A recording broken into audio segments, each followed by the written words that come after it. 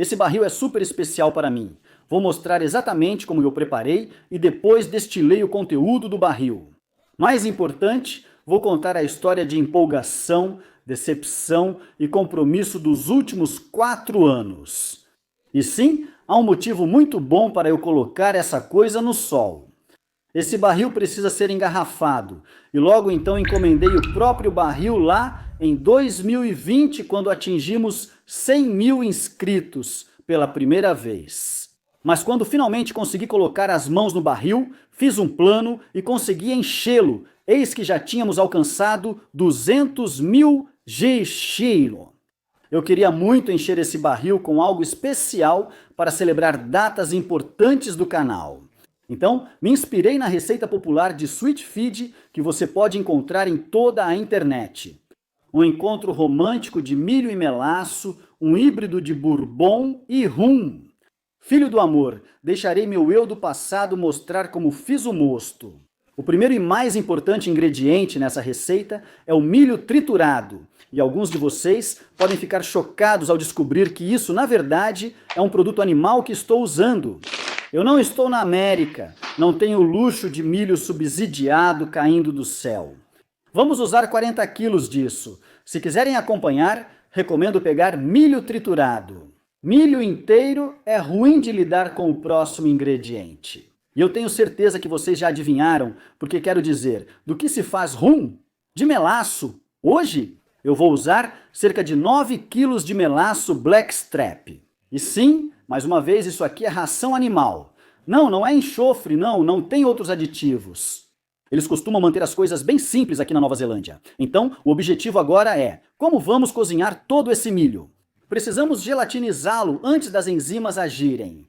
Se você não faz ideia do que estou falando sobre gelatinização, pode conferir este vídeo aqui em cima. Isso vai te ajudar bastante. Se você não quiser assistir, tem que cozinhar o negócio, beleza? Todas as receitas estão na descrição, em unidades métricas e imperiais, então não se preocupe. Beleza, pega a panela grande e coloca no fogão a gás. Antes de adicionar o milho, talvez você queira moer isso novamente. O motivo pelo qual eu sugiro usar milho triturado é que você consegue passar o milho triturado por um moinho de 2 rolos padrão de fabricação caseira. Não é totalmente fácil e pode exigir um pouco de insistência, mas ele vai passar por lá e sua mostura vai ser muito mais eficiente. Se você quiser, pode triturar ainda mais, até virar farinha, e se você tiver o equipamento para lidar com isso. Fique à vontade, faça isso. Aqui vai uma dica para lidar com esse tipo de coisa sem medidas exatas. Pegue a panela e encha entre 1/3 e a metade dela com grãos, sem água, só o milho. O motivo de fazermos isso é que é uma maneira fácil de conseguir uma proporção de cerca de 3,5 para 4 de milho para água. E assim não precisamos medir nada. Então depois que você colocou o milho lá dentro e encheu até mais ou menos esse nível, comece a colocar água fervendo ou água bem quente por cima até chegar a um nível confortável. Lembre-se, vamos mexer bastante e vai borbulhar. Não exagere. Encha até o topo e mexa bem. Certifique-se de que não há grandes bolas de massa ali, que nada está grudado. Misture tudo e deixe soltinho, e você pode acender o gás antes de começarmos a cozinhar o milho. Vamos avançar um pouco no tempo e vou mostrar o que achei do destilado no momento em que coloquei ele no barril pela primeira vez. É o seguinte, pessoal, estou realmente satisfeito com o resultado disso e estou muito animado para ver no que isso vai se transformar no futuro. Os sabores reais trazidos pelo melaço são intensos, mas logo atrás disso tem aquele toque de milho empoeirado, aquele milho clássico de Bourbon. Acho que há algo além, superior a muitas coisas que já fiz. Você acabou de ver um novo pai orgulhoso se apaixonando pelo seu filho do coração. Seria uma pena se algo desse muito errado, não seria? Agora, isso é considerado um passo opcional, mas na minha opinião, não faço ideia do porquê você não faria isso. Eu sugeriria aplicar cerca de 1/3 da quantidade prescrita de enzimas agora. Sim, depende das suas enzimas. Provavelmente, você as desnaturará ao cozinhar o milho. Mas antes de morrerem, elas vão fazer um bom trabalho para a gente afinando isso, então você não vai precisar lidar com concreto molhado depois. Leve para ferver por 1 hora.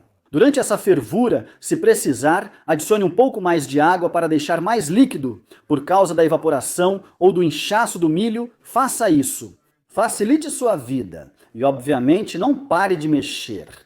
Depois de cozinhar por 1 hora, transfira todo o milho cozido para o fermentador, isole o fermentador e repita todo o processo de novo e de novo.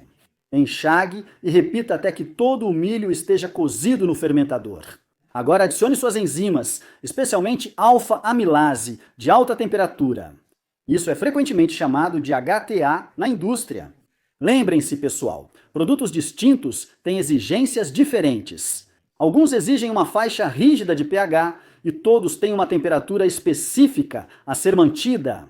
Essas coisas podem variar muito conforme o produto. Nesse momento, eu tinha a impressão de que minhas enzimas funcionavam na faixa de 80 a 87 graus Celsius. Isso é em Fahrenheit. Resfriei o mosto até 85 graus Celsius e adicionei as enzimas. Isso é meio louco.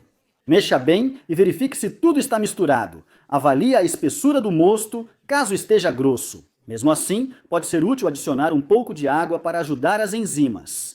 Leve a temperatura certa, adicione as enzimas, tampe, isole bem e aguarde 2 horas, salvo se suas enzimas pedirem outro tempo. Enquanto o Jesse do passado está esperando a mostura, vamos avançar para cerca de 2 ou 3 dias depois que o destilado foi para o barril. Horrível, absolutamente horrível. O que aconteceu? Assim que foi para o barril, ficou simplesmente sujo e turvo. Todos os sabores que eu gostava no destilado branco desapareceram e quase tinha gosto de caldo de legumes. Eu ainda me lembro daquela sensação de decepção absoluta quando descobri que o destilado tinha um gosto horrível. Mesmo assim, eu ainda tinha um pouco de fé, um pouco de esperança de que o tempo e o barril iriam se unir para consertar aquilo e ainda criar algo mágico. Após 2 horas cozinhando, minha mistura não passou no teste de amido. Basta mexer bem para continuar. Verifique se a temperatura não ficou baixa demais para a faixa de atuação das suas enzimas. Tampe novamente, isole e deixe por mais 1 hora. Depois desse tempo, ela passou no teste de amido. Acontece que eu tinha informações erradas sobre as enzimas específicas com as quais eu estava trabalhando. Elas operam numa faixa de 90 a 97, não de 80 a 87. Então, basicamente, eu estava fazendo a mosturação a uma temperatura muito baixa e é por isso que demorou tanto para mosturar. Agora é hora de adicionar o melaço, que vem em um balde. Eu ia usar todo o melaço do balde. O jeito mais fácil é encher com água fervente, mexer, despejar, enxaguar e repetir até o balde ficar limpo. Neste momento, temos uma mistura pegajosa de milho e melaço.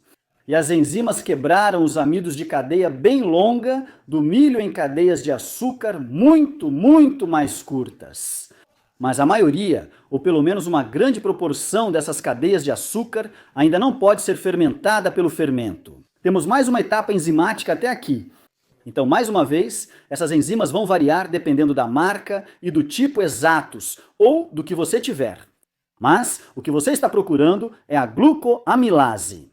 O meu produto funciona entre 35 graus Celsius e 65 graus Celsius, que é uma faixa bem generosa. Então eu resfriei o mosto até 62 graus Celsius só para garantir. Acho que usei 48 mililitros. Se estiver errado, confiro minhas anotações e aviso aqui.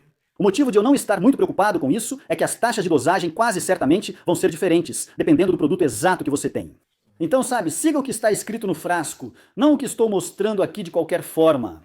Cobri, isolei e deixei por 12 horas à noite. E de manhã era hora de abrir e começar a resfriar novamente até a temperatura ideal para adicionar o fermento. Hora de mais uma pequena viagem no tempo, desta vez para cerca de 3 meses depois que o destilado foi colocado no barril. As coisas ainda não estão ótimas, mas parecem estar melhorando um pouco. Aquela coisa estranha e robusta ainda está lá. Definitivamente não está tão ruim quanto estava quando entrou no barril, então não voltou a piorar. Eu estava um pouco preocupado se seria uma daquelas coisas que vão e voltam, quem sabe? Adivinha só? Esse sabor realmente voltou. e voltou com tudo. Desculpe, não tenho vídeo meu dessa época, mas tenho minhas anotações de destilador. E quanto mais eu avançava no inverno, pior aquele sabor ficava. Ele só continuava piorando, piorando e piorando. Enfim, vamos manter o ânimo e voltar para adicionar aquele fermento. Vou ser honesto com vocês, eu frequentemente não reidrato meu fermento. Mas quando estou fazendo algo assim e é meio especial para mim, não é só, sabe? Não é um experimento, não estou fazendo por outros motivos. Sigo o manual, então sim, hidratei o fermento e coloquei no fermentador.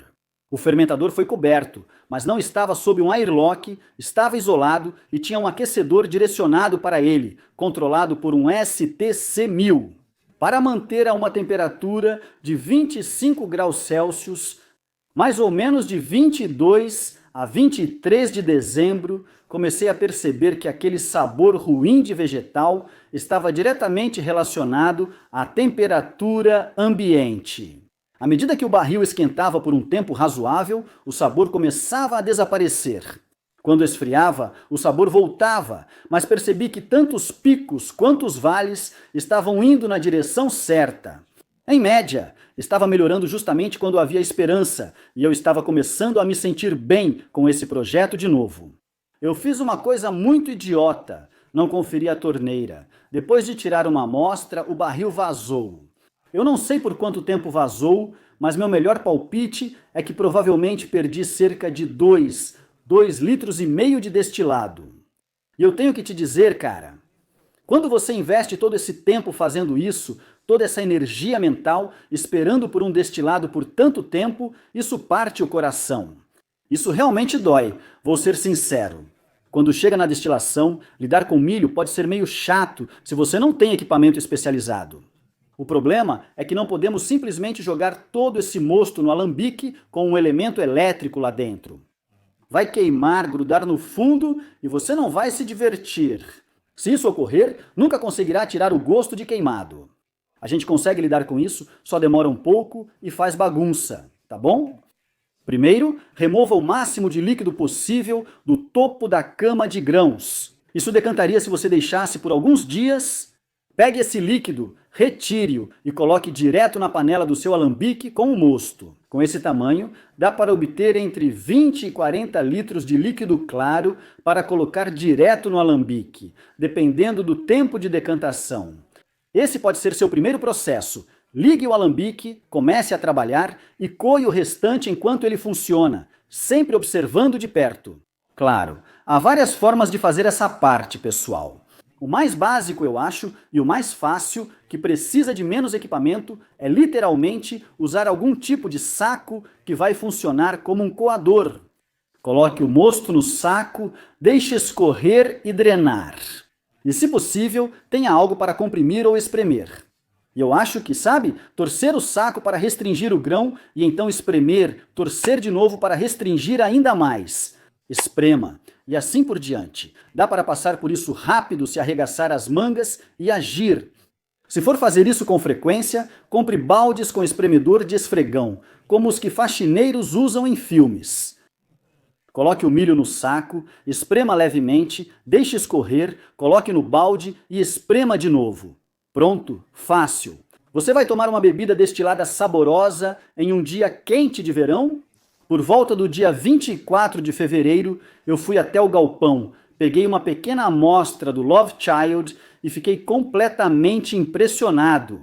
Sem dúvida, foi o melhor gole de bebida que já fiz na vida. Sabores intensos e marcantes de bourbon, rum doce e pegajoso.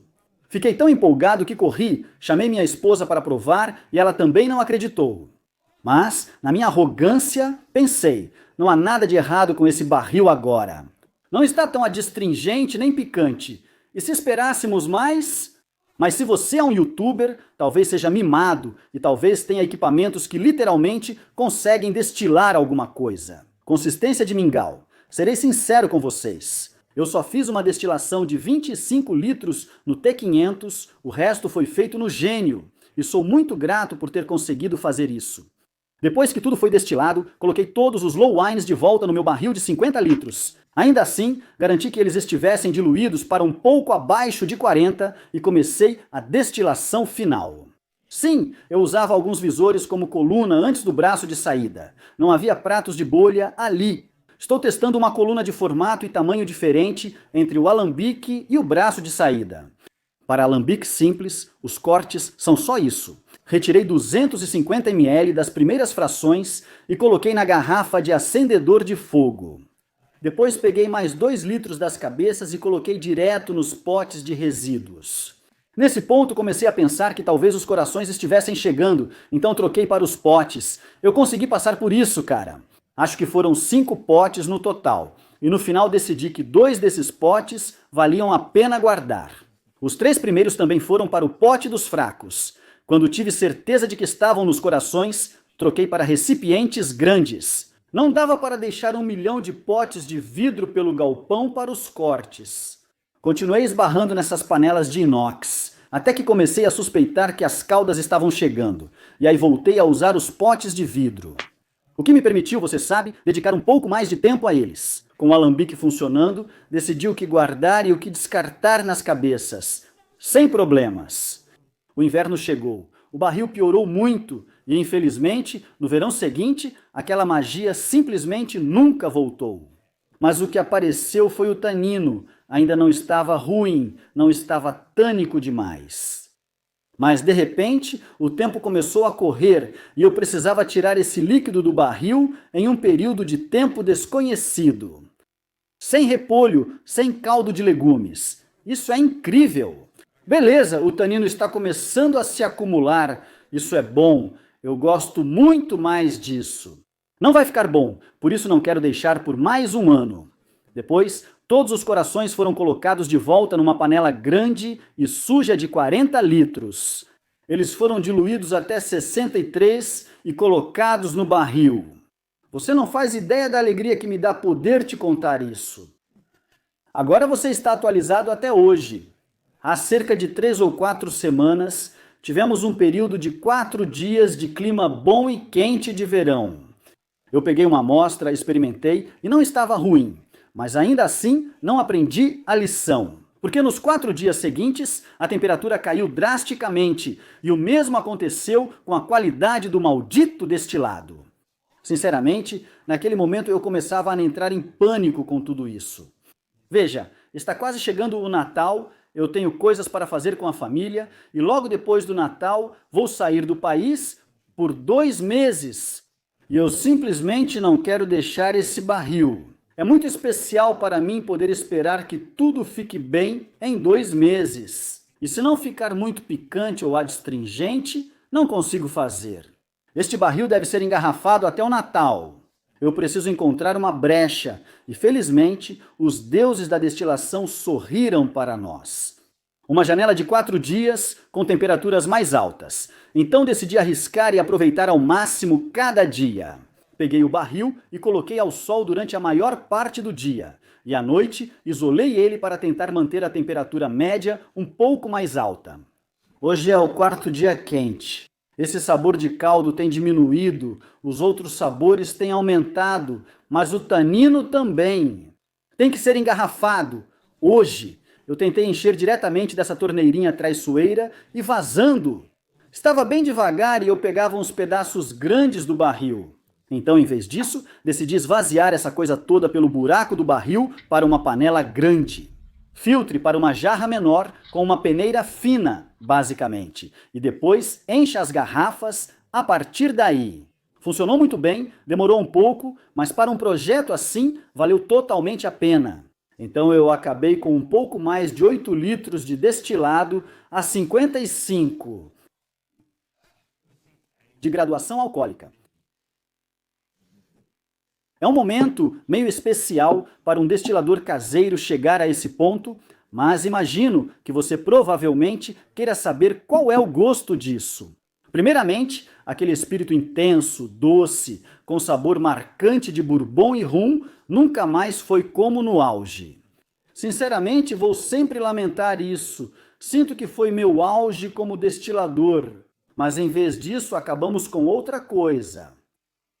Agora, isso é um bourbon muito agressivo, muito intenso, de alto teor alcoólico, com um toque de rum. Isso é para as pessoas que procuram bourbons single barrel de 110 proof.